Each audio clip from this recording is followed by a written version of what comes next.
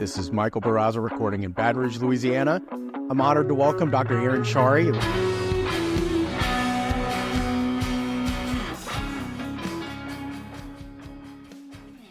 So how did you start building this? In particular, how did you get the word out to these different doctors that, look, I'm here.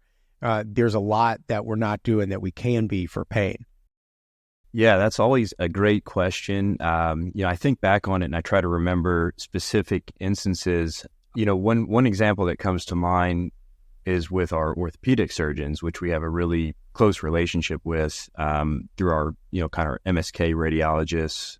And, there were a couple of instances, we were starting to do some genicular artery embolization. That was something we had done a little bit at Emory. They were doing some here when I came. And, it was just an interesting service line. I think a lot of folks are really trying to understand it and get more into that. And there's certainly some good data that's starting to, unfold as well. And so we would go to our orthopedic colleagues. In fact, our OBL and office is in a building with one of our, ortho conglomerates here that we work with. They're just downstairs. And so Nice. We would go down there and, market to them and say, hey, do you guys treat knees? And of course we know they do. And they did. And so, we kind of pitched some of these interventions like genicular nerve block and ablation and genicular artery embolization. And we said, we could definitely try to help you guys out and collaborate. I know that there are patients who potentially are not operative candidates for a total knee arthroplasty or that need to potentially get to a point where they can have one if it's, physical therapy, losing weight, things like that. Or even, there's always this handful of patients that have had a total knee arthroplasty that just have not received the pain relief that they were wanting. And so, our kind of pitch was, hey, we can help with some of these patients. And it is not a competitive service line whatsoever. I mean, these guys do a lot of knees and they have a lot of patients that still have some pain, or of the hundreds and hundreds they do, even the handful tends to be a big volume. Yeah, that's been my experience too. And as soon as we said it, they were like, yeah, where do we send them? And so, we started doing a lot of knee intervention, and I can kind of tell you a little bit later sort of how that algorithm has unfolded for us. We're still trying to work through it. I'm making my way through my own algorithm. I'd love to talk about it. Yeah, and it's been a great service because in no way again is it competitive whatsoever. I mean, they love this. It's great. They failed injections, they failed conservative management. They this is just another option. And so I had one surgeon who does a really high volume of total knees, and this is out at one of our peripheral sites in the hospital. And I was talking to him one day, just randomly in the hospital, I think in the doctor's lounge, and sort of pitched this idea. And, he sent me a couple patients. We did a nerve block, good response. We did the genicular cryoneurolysis, and the first few had incredible response. I mean, just pain-free, went to physical therapy, rehab, recovery, did great.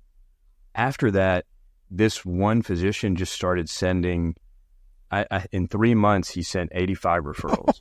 God. And so, it really overwhelmed the system. And I tell people too, that's another thing. Sometimes you got to be careful. If you open these floodgates, you can definitely get overwhelmed with just a large number of patients. Yeah. And we were at one point for a few months when we were doing, 3 to 4 of these knee cryos a week out there. It put a blip on the hospital radar. They saw this sort of, on their, they don't pay attention to IR all that much. Right.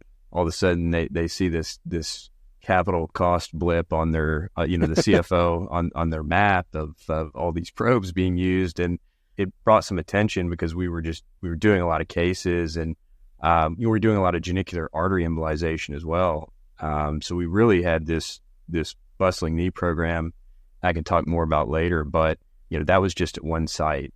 And so to sort of answer your earlier question, that was, how we kind of got into this sort of non-cancer related joint pain with knees and have started to build that service line. And two, we've gotten my partners involved in that. So now they're doing knee interventions as well. And they really weren't doing that prior to. And so that it's been nice to kind of all work together to offer that pain service and try to figure it out. So the pain stuff that was getting done already, I know you said it wasn't too much that was getting done in the way of pain interventions, but were they using cryo?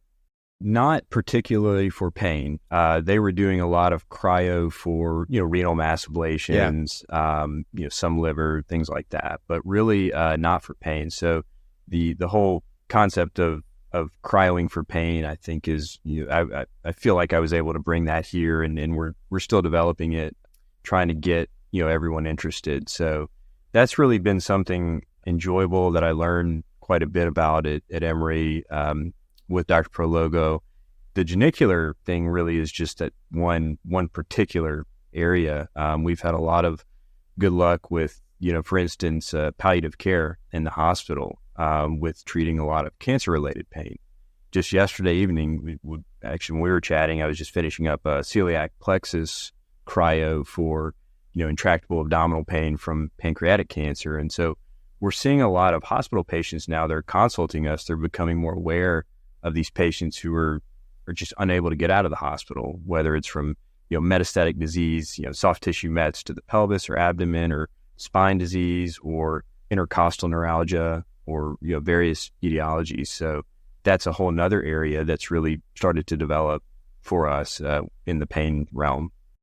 So this is going to be kind of a tough question because, I know you said this is still developing, but I'm curious where all you're using cryo.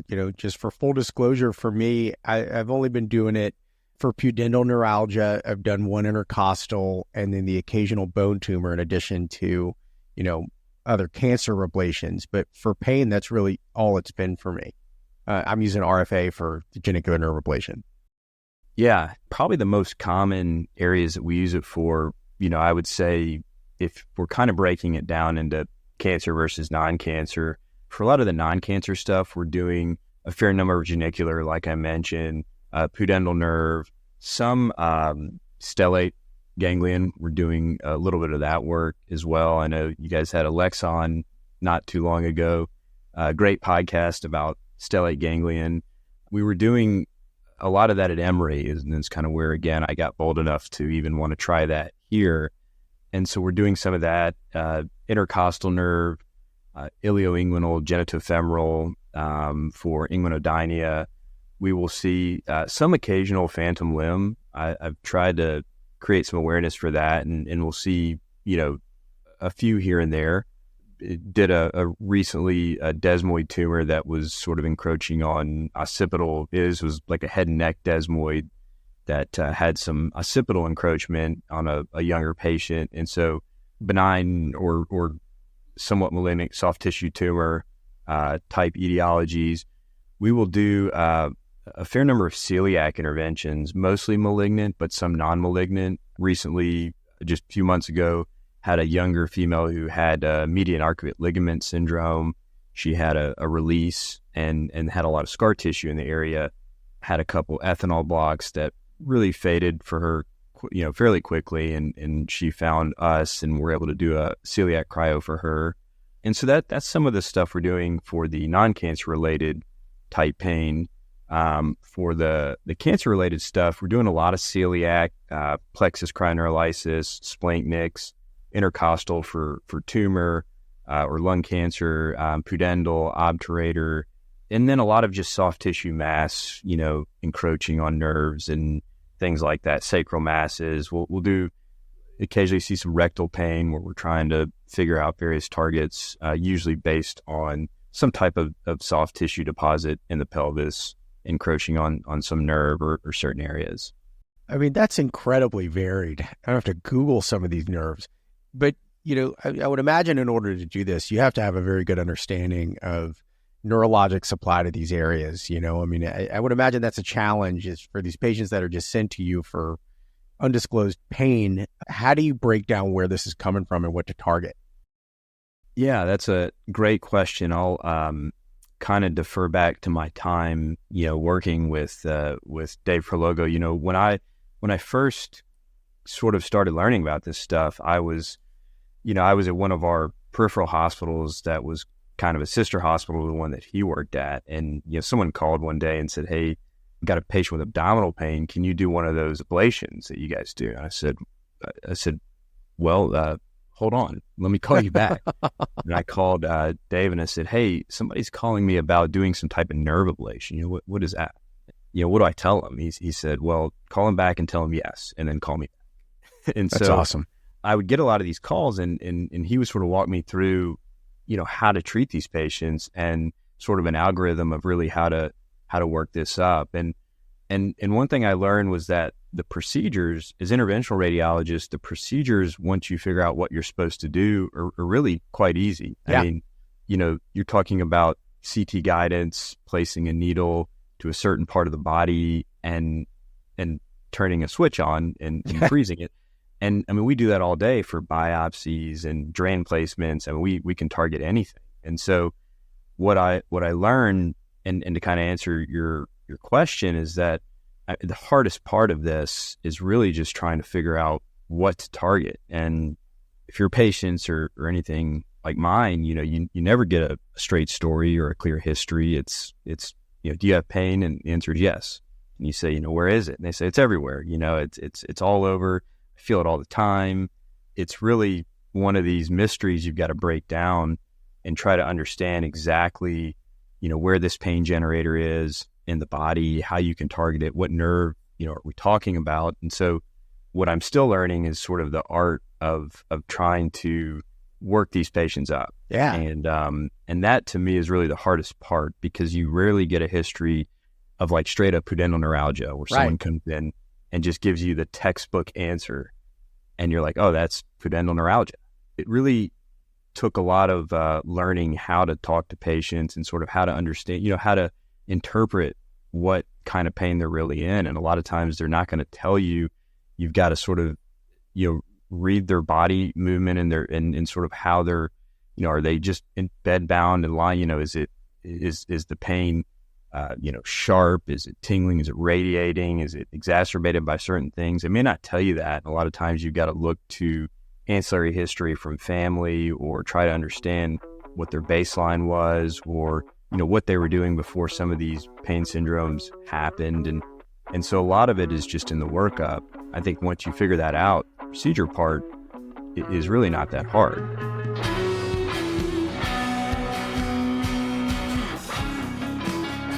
Thank you so much for listening.